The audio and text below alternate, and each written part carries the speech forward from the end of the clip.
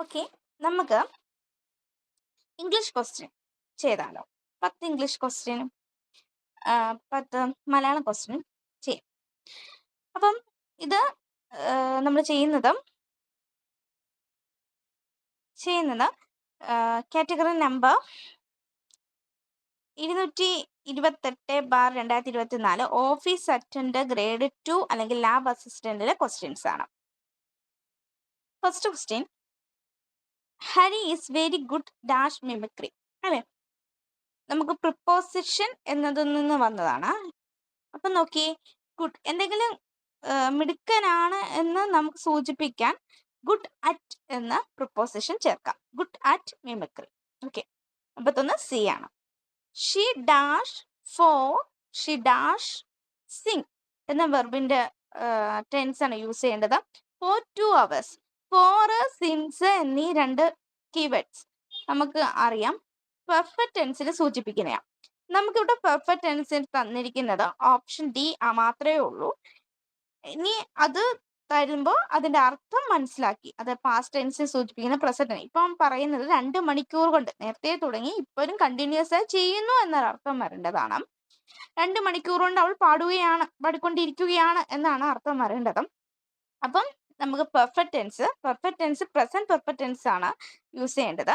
Has or have plus been plus വെർബിന്റെ ING form ആണ് past perfect tense ഇവിടെ present perfect continuous ടെൻസിൽ വരുന്നത്.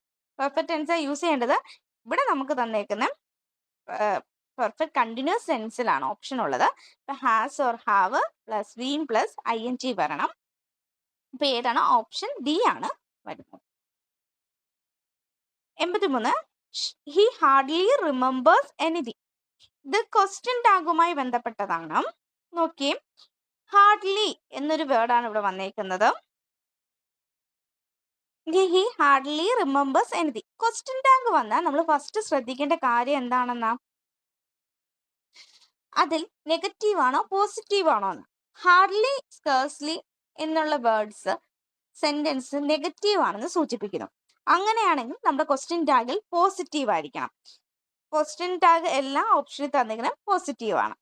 ഇനി നമ്മൾ ശ്രദ്ധിക്കേണ്ടത് വെർബാണ്. റിമെമ്പേഴ്സ് എന്നാണ്. അപ്പൊ നമുക്ക് അതിനകത്ത് നിന്ന് ഓക്സിലറി വെർബിനെ എടുക്കണം.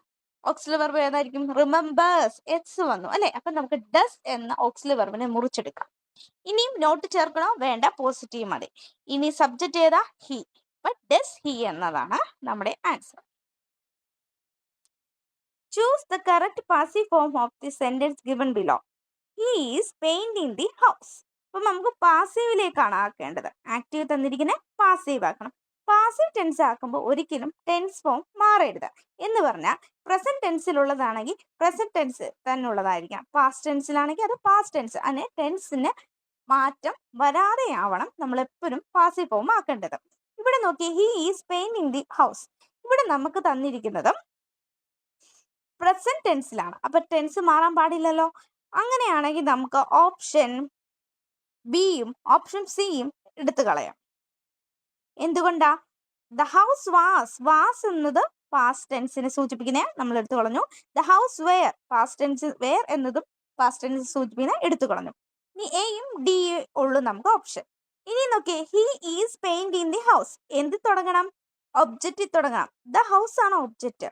ഇനി ഈസ് എന്ന് നമ്മൾ ശ്രദ്ധിക്കേണ്ടത്, ഈസാറാം എന്നൊരു കാര്യം നമ്മുടെ സെന്റൻസിൽ ഉണ്ടെങ്കിലും നമ്മളത് പാസീവ് ആക്കുമ്പോൾ ഈസാറാം സബ്ജക്റ്റ് ഏതാണോ നമ്മൾ ഒബ്ജക്റ്റ്, നമ്മുടെ സെന്റൻസിലെ ഒബ്ജക്റ്റ് ആണ് നമ്മൾ സബ്ജക്റ്റ് ആയിട്ട് എടുക്കുക. ആ ഒബ്ജക്റ്റിന് അനുസൃതമായി അത് ഈസോ ആറോ ആമ. സബ്ജക്റ്റ് നോക്കി സിംഗുലർ എങ്കിൽ ഈസും പ്ലൂറൽ എങ്കിൽ ആറും ചേർത്തിട്ട് നമ്മൾ ബീങ് എന്ന വേർഡും കൂടി ചേർത്തിട്ട് വെർബിനെ B3 ഫോം ആക്കി മാറ്റണം. അങ്ങനെയെങ്കിൽ നമ്മുടെ ക്വസ്റ്റ്യനെ ദ ഹൗസ് എന്നതാണ്. രണ്ടിടത്തും നമുക്ക് ബീങ് എന്ന വേർഡ് വന്നിട്ടുണ്ട്. ബീങ് എന്ന വേർഡ് രണ്ടിടത്തും വന്നിട്ടുണ്ട് അല്ലെ, എയിലും ബിയിലും വന്നിട്ടുണ്ട്. ബീങ് പ്ലസ് B3, പെയിന്റഡ് വെർബിന്റെ ഫോം B3. ഇനി നമുക്ക് സബ്ജക്റ്റ് ഒബ്ജക്റ്റ് ആയി മാറുന്നത് ദ ഹൗസ് ആണ്. ഹൗസ് ഹൗസിന് ഈസ് ആണോ ആറാണോ നമ്മൾ ചേർക്കേണ്ടത്? ഹൗസ് എന്ന് പറഞ്ഞാൽ സിംഗുലർ ആണ്. അപ്പം നമ്മൾ ചേർക്കേണ്ടത് ഈസ് എന്ന ഓക്സിലറി വെർബാണ്. But house is being painted by him എന്നതാണ് ആൻസർ. അടുത്ത question, if I were a millionaire I dash generously to good cause. ഇവിടെ നമുക്ക് ഇഫ് ക്ലോസുമായി ബന്ധപ്പെട്ട ക്വസ്റ്റ്യൻ ആണ്. നോക്കി, ഇഫ് കഴിഞ്ഞിട്ട് വെയർ എ മില്ലിനെയർ എന്നാണ് പറഞ്ഞേക്കുന്നത്. അപ്പം നോക്കി, millionaire, if I were a millionaire, അതിനകത്ത് നോക്കി വെയർ എന്ന വേർഡ് എന്താണ്? V2നെ സൂചിപ്പിക്കുന്നു. ഇഫ് ക്ലോസിൽ V2 വന്നു കഴിഞ്ഞാൽ,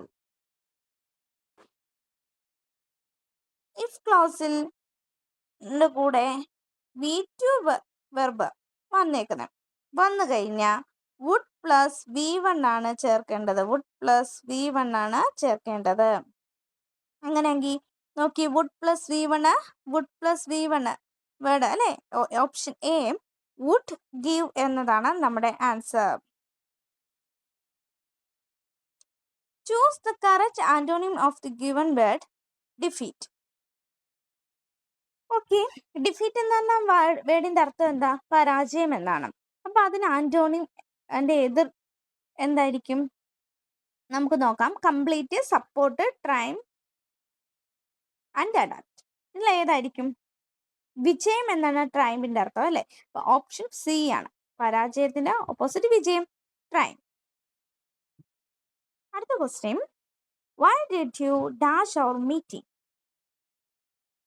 colon, call off, call at, call for. Phrasal വെർബുമായിട്ട് ബന്ധപ്പെട്ട ക്വസ്റ്റ്യൻ ആണ് അല്ലെ? ഇവിടെ എന്താണ്? എന്തുകൊണ്ടാണ് മീറ്റിംഗ് ക്യാൻസൽ ചെയ്തത് അല്ലെ? കോൾ ഓൺ എന്ന ഫ്രേസൽ വെർബിന്റെ അർത്ഥം എന്താണ്? Visit A person. Call at എന്ന് പറഞ്ഞാൽ visit A place. Call of എന്ന് പറഞ്ഞാൽ ക്യാൻസൽ എന്നാണ്.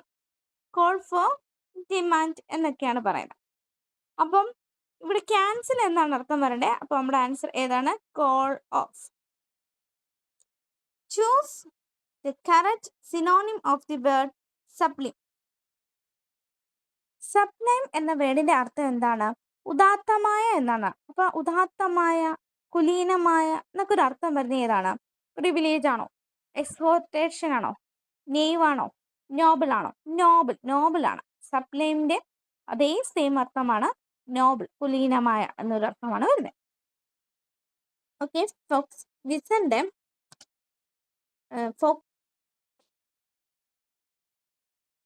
ഫോക്സിന്റെ ഫീമെയിൽ ജെൻഡർ ആണ് vixen. Option B.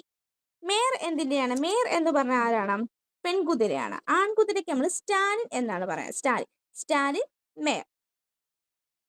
Fox vixen. Doe എന്ന് പറഞ്ഞാൽ പെൺമാനെയാണ് നമ്മൾ പറയുന്നത്. ബക്കാണ് ആൺമാൻ. Buck doe. ഈ മേയർ സ്റ്റാലിൻ, ഹോട്സ് അല്ലെങ്കിൽ സ്റ്റാലിൻ ഒക്കെ മേയറാണ്. ഇനിയും യു, നമ്മളുടെ എപ്പോഴും ആർട്ടിക്കിള് യു എന്ന വേർഡിനും ഫ്രണ്ടിൽ ചേർക്കുന്ന ആർട്ടിക്കിൾ ഏതാണെന്ന് നോക്കി. യു എന്താണ്? ആണാടാണ്.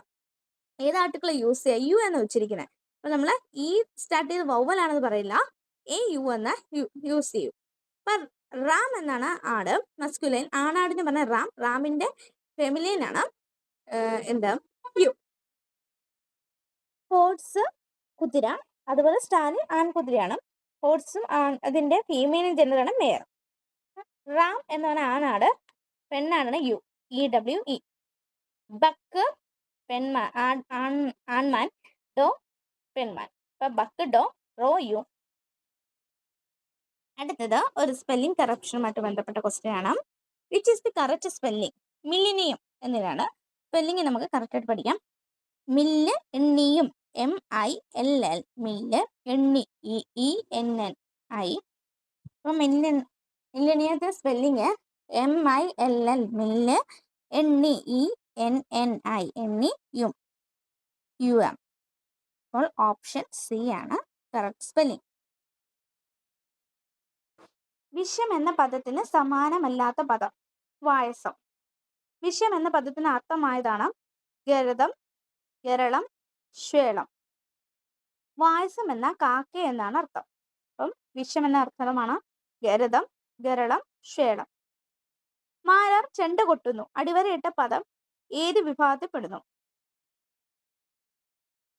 പൂജക ബഹുവചനം. ഏകവചന രൂപമാണെങ്കിലും പ്രയോഗത്തിൽ നമ്മൾ പൂജക ബഹുവചനത്തെ ഉപയോഗിക്കുന്നു.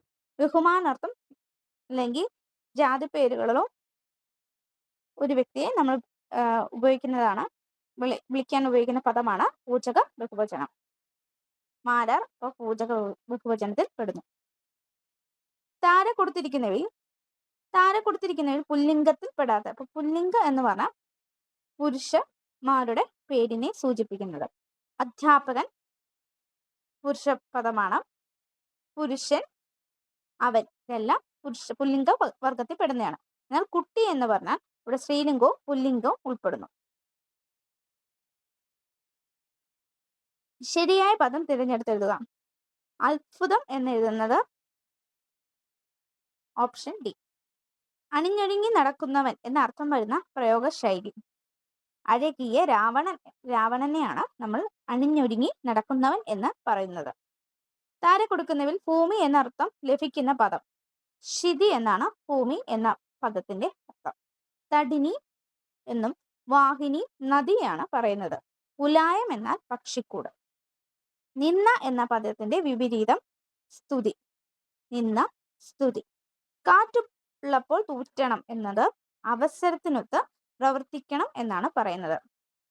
താഴെ തന്നിരിക്കുന്ന ആഗമസന്ധിക്ക് ഉദാഹരണം, അതായത് ഒരക്ഷരം രണ്ടക്ഷരങ്ങൾ പിരിച്ചെഴുതിയേക്കുന്ന അക്ഷരങ്ങളെ കൂട്ടിച്ചേർക്കുമ്പോൾ ഒരക്ഷരം ആഗമിച്ചു വരുന്നവയാണ് ആഗമസന്ധി എന്ന് പറയുന്നത്. താഴെ തന്നിരിക്കുന്നത് നോക്കിയും വഴിയുണ്ട് എന്ന പദം, അതിൽ വരി പ്ലസ് ഉണ്ട് എന്ന പദത്തെ നമ്മൾ പിരിച്ചപ്പോൾ വരിയുണ്ട് എന്നാണ്. ഇതിൽ യാ എന്ന അക്ഷരം ആഗമിച്ചു വരുന്നതായി കാണാം. അതുകൊണ്ട് ആഗമസന്ധിക്ക് ഉദാഹരണമാണ് വഴിയുണ്ട്. യഥാ പ്ലസ് ഇഷ്ടം എന്നത് ചേർത്തെഴുതിയ യഥേഷ്ടം